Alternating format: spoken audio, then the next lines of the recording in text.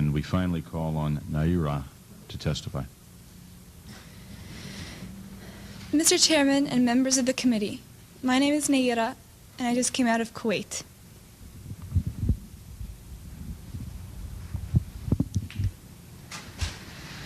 My mother and I were in Kuwait on August 2nd for a peaceful summer holiday.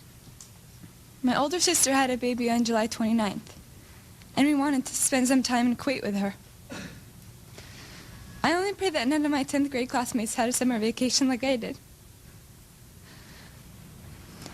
I may have wished sometime that I could be an adult, that I could grow up quickly. What I saw happen to the children of Kuwait and to my country has changed my life forever. It has changed the life of all Kuwaitis, young and old. We are children no more.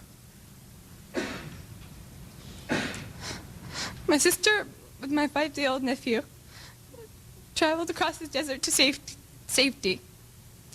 There was no milk available for the baby in Kuwait. They barely escaped when their car was stuck in the desert sand, and help came from Saudi Arabia. I stayed behind and wanted to do something for my country. The second week after an invasion, I volunteered at the Al-Adan hospital with 12 other women who wanted to help as well. I was the youngest volunteer. The other women were from 20 to 30 years old. While I was there, I saw the Iraqi soldiers come into the hospital with guns. They took the babies out of the incubators, and left the children to die on the cold floor. It was horrifying. I could not help but think of my nephew, who, if born premature, might have died that day as well. That was Naira, and everything she just said was a scripted lie. When she gave this testimony, Operation Desert Shield had just begun, and they were gearing up for Operation Desert Storm. The public at large was appalled, and support for the war skyrocketed.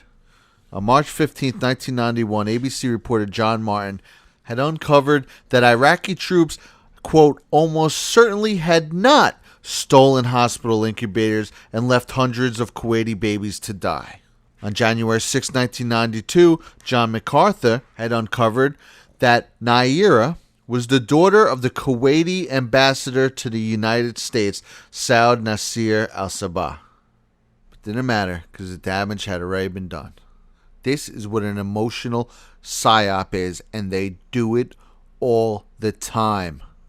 It was proven that Lori Fitzpatrick, the acting vice president of Hill and Knowlton, who filmed the testimony and sending it out to every TV station, making sure that it got tons of coverage, was responsible for coaching Naira in what was proven to be her false testimony. I saw the Iraqi soldiers come into the hospital with guns.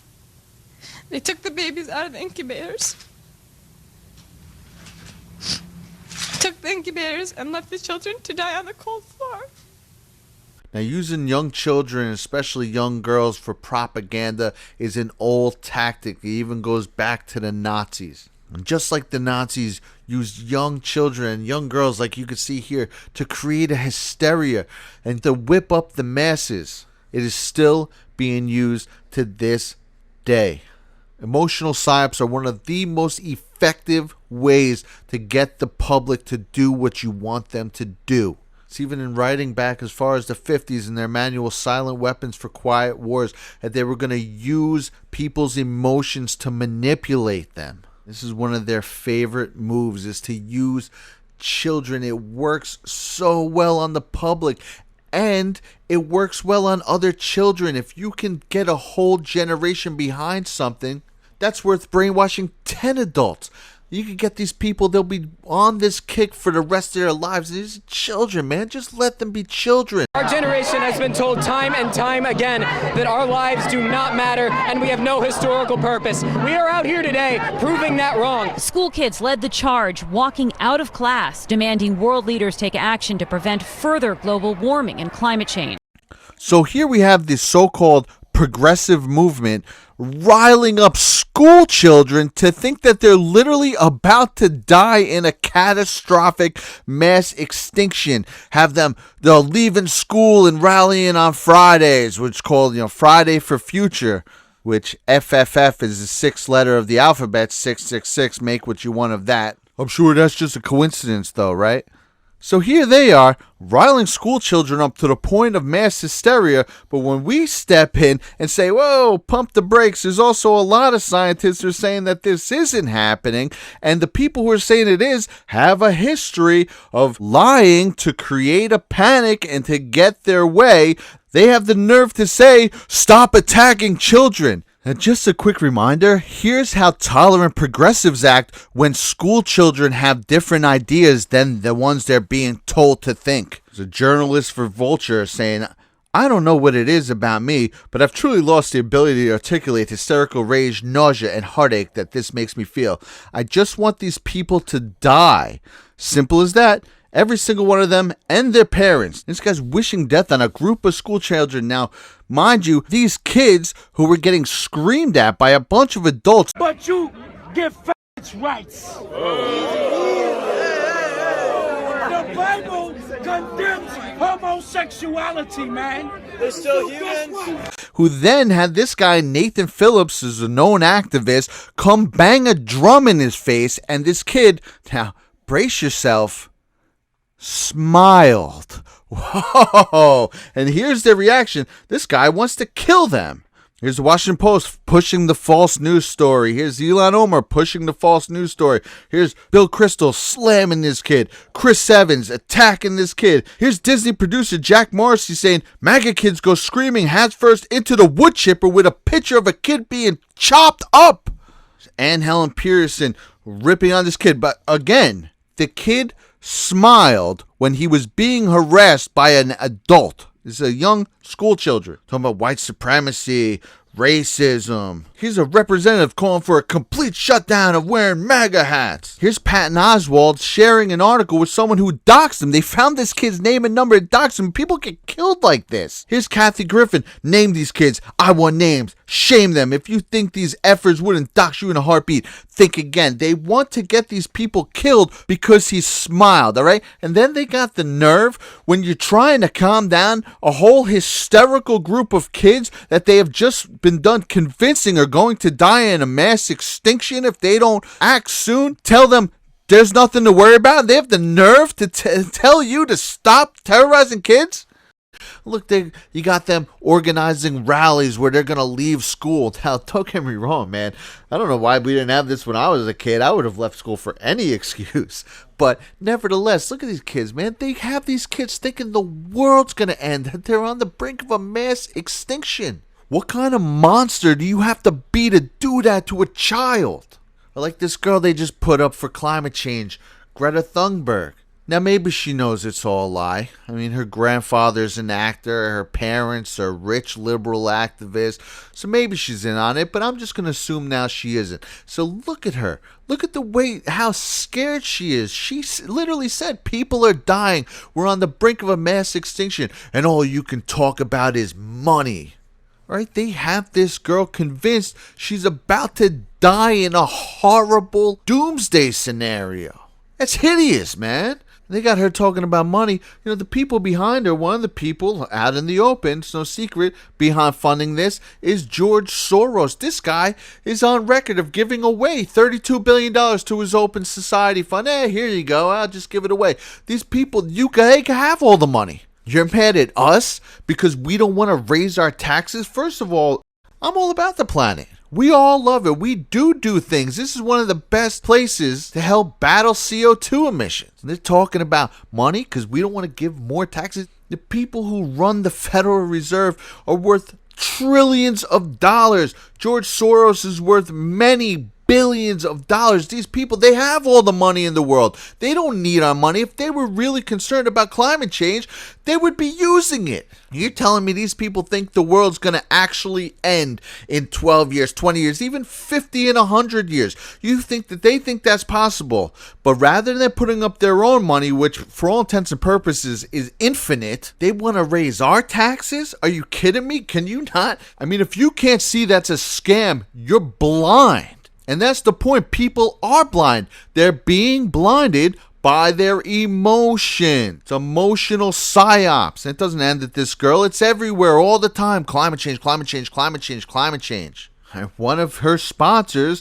she's a member of the One Foundation with Bono and Bill Gates. These people have all the money in the world. Bill Gates, forget about him. He's on record talking about, and I quote, if we do well enough with vaccines, we can bring the population down. And they cheered him on a TED Talk, right? These things, they use these to manipulate the world. And it's not just a tax scam, because they were always trying to cripple us with debt. That is a fact. That is one of their favorite ways to control the population. But it's about so much more. At a recent news conference in Brussels, Christina Figueroa, Executive Secretary of the United Nations Framework Convention on Climate Change, admitted that the goal of environmental activists is not to save the world from ecological calamity, but to destroy capitalism. Was that broadcast on every channel? No, that was buried. But this girl, oh, she's everywhere. She's even on The Daily Show. Why didn't you fly to New York City to come and, speak at the UN and inspire people to move forward in the climate change movement?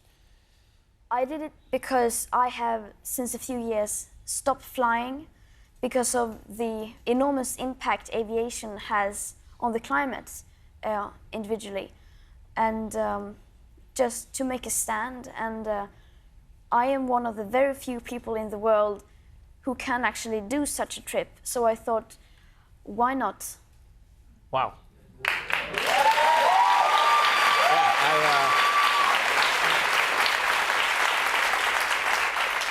I mean, I know I wouldn't do that as a kid, and I wouldn't do it now. But what is inspiring is your determination, and what's inspiring is that it doesn't just affect other young people. It started to affect older generations in Sweden, in Germany. People are starting to call it the Greta effect, where people are taking more trains. Since you started this movement, they've said they feel ashamed to fly unnecessarily in Europe. And there it is. Travel. If you go to Richard Day's 1969 speech, where he laid out all of the globalist plan to fully take over society. And one of the things that he said, that travel would become increasingly restricted, and that not everyone would be free to travel the way they do now in the United States. People don't have to need to travel that way. It's a privilege. And you hear something like that and you say, oh, they're going to make travel increasingly hard? How are you going to do that? You're talking 1969 is the year of Woodstock, the moon landing. It's going back a long time. Much of this speech is so true now and would have seemed so crazy then. And this is just another example. You hear that? How are you going to do that? And we're seeing the beginnings of it right now. And, oh, what a coincidence. It was also in Alexandria Ocasio-Cortez's New Green Deal. Oh, airplanes are bad. We got to stop using airplanes. They're going to restrict travel as a control mechanism. It's been planned for 50 years. Now, speaking about climate or weather, what else did Richard Day say on that evening? He said, quote, "We can or soon will be able to control the weather." He continued, "I'm not merely referring to dropping iodine crystals into the clouds to precipitate rain. That's already there, but real control. Weather was seen as a weapon of war, a weapon of influencing public policy." So that's him talking about seeding clouds 50 years ago. And if you still don't believe it's going on, or you still think this is a contrail, then why is it making a U-turn? What plane makes a U-turn? They stay on course. What about this genius who forgot to turn them off before he landed? All right, so there goes your whole contrail theory, which states that some planes which are in a higher altitude are in much colder air, so the heat from the wings leaves a contrail. Well, this plane's really high in the air. It's a whopping 20 feet, and you could see it spraying right out of the freaking wing. Weather was seen as a weapon of war. Now let's think about this for a second. Republicans, Democrats, the media, everyone and their mother at the top has been at war with Donald Trump ever since he took office. Now, one thing I like to look for when breaking down the tactics of the deep state is patterns. And when considering the potential of so-called weaponized weather, one pattern does seem to stand out. Catastrophic hurricanes. George Bush, 8 years in office, one catastrophic hurricane right in the middle of his 8 years. Barack Obama, 8 years in office, one catastrophic hurricane right in the middle of his 8 years. Now let's take a look at President Trump. Well, he had Hurricane Irma right in his very first year, hit Florida and the Caribbean. It was supposed to hit even harder than it did. Then, after that, he had Hurricane Harvey. Same thing, first year, destroyed freaking Texas. Then, Hurricane Maria ripped through Puerto Rico. 3 catastrophic hurricanes in this man's very first year in office. If that isn't suspicious, then I don't know what is. And then the very next year in 2018, you had Hurricane Florence rip into the Carolinas, a 4th hurricane. And what did you have this year? Hurricane Dorian, which was surprise, right on a collision course with Mar-a-Lago. But something different happened with Hurricane Dorian. Hurricane Dorian stopped right in its track and then made a right angle turn, which is nearly impossible. And if you look at this photograph from NASA, you can see the eye of the hurricane has got a rainbow in it. Or this picture from right off the coast of Florida where everything's violet. Or this satellite image of the hurricane stopping and what happens right before it stops. If you look right at the bottom of Florida here, you can see a little line come out and hit the tail of the hurricane, stopping it dead in its tracks. Someone prevented this from hitting Florida. Again, here's Hurricane Dorian moving towards Florida, and then here is something stopping it dead in its tracks. And where did it stop? It just so happened to be stopped right over a Chinese military base that they had built during the Obama administration. That's right, China had a military base right off the coast of the United States. And now it's been destroyed. So just a quick review. The powers that be use kids to push their agendas. You don't know how to fix the holes in our ozone layer. The threat from climate change is real, urgent, serious, and is growing overnight. And then hide behind the guise of, if you don't agree, then you're attacking kids and a horrible person.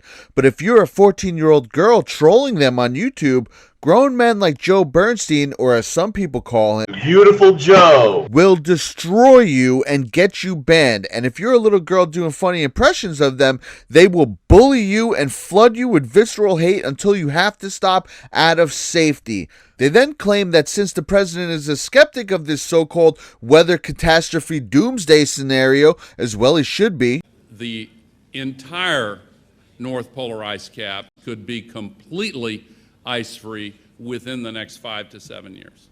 That is why we have been having several devastating hurricanes in the past 2.5 years since he's been in office, because I guess they were doing something beforehand behind the scenes to prevent these. And if so, wouldn't that mean that they can control the weather? In which case, it is highly suspicious that these hurricanes all hit places that voted for Trump, evoking the ever so tolerant left to literally take to Twitter with glee, wishing people who voted for him to die in said hurricanes. Which should be no surprise, because they literally wanted to kill school children for simply wearing MAGA hats and smiling. So take your fake weather hoax fear tactics, which are being run by people with near infinite money, as a way to guilt us into raising our taxes, further burying us under debt, and which is also being used as a tool to put the final nail in capitalism, giving the global elite near complete control over the entire world, and shove it. Where we go one, we go all. And on my way home, I saw this video that said the snow that we have outside is synthetic. Now, you see, I'm just getting some snow. And what we're going to do is we're going to take it in the house and we're going to put a lighter to it. And we're going to see if it's actually synthetic snow. So we're going to try and see if this melts. Okay? Okay? So we're lighting the snow, and there's no water. There's no water. It's not melting. It is not melting. It's snow, but it's not melting. And you know what? I wish you could smell this, because it smells like wax. It's turning like colors, like blackish, brownish. Not really brown, but more so black than anything. And it smells like plastic. What the hell is this? Why are they doing this to us? And who the hell is they? We was on the line last week, and we saw a couple of snowflakes. And it was like, okay, that's real snow, but then we saw these little puff balls. And it was a mixture of fake snow and real snow. And this is exactly what this is right now. This is a mixture between fake snow and real snow. But guess what? Snow doesn't burn, it melts. Why is that black? Because that's the fake snow. Esau has mixed the real snow, and sometimes it's a more mixture of real snow, sometimes it's a mixture of fake snow. And this is wicked, man. You ain't never be able to burn ice, snow. It don't burn, man. So what's in here that's burning? It doesn't cease to amaze me that this shit is bullshit, and it's still to it as at this day. This is not natural. Not natural at all. This goes into our rainwater, it goes into our ground, to our fruits and our vegetables, and that's the reason why a lot of people get sick and don't understand what's wrong with their bodies, man. So you go take your dumb ass to the hospital and go get filled up with more pills. First snow in Houston, Texas, 2017.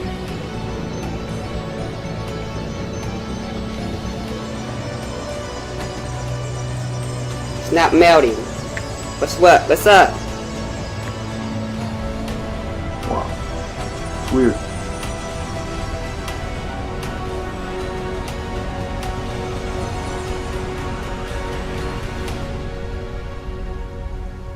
Now, once I turn, you guys see, got that little plastic smell there, but we're gonna do the real test here.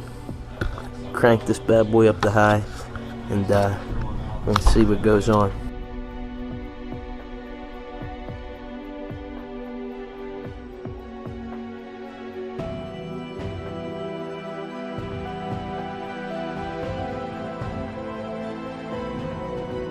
Definitely smells like some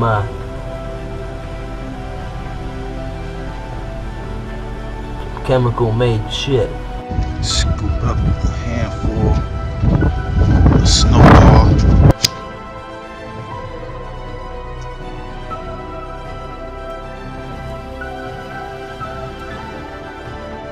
And all the time I'm doing this, nothing is dripping off of this either. If you can see this, that is black. So I don't know how, you know, ice would turn black. Let me see if and it smells like burnt plastic. As you can see, not only is it burning and charring this thing like it's a plastic. Naples, New York.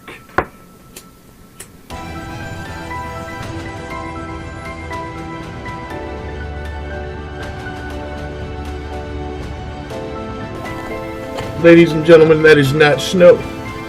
I don't know what the fuck it is, but that is not snow. Whoa, what kind of snow is this? It's not melting, people. Look at this. Where are the drippings?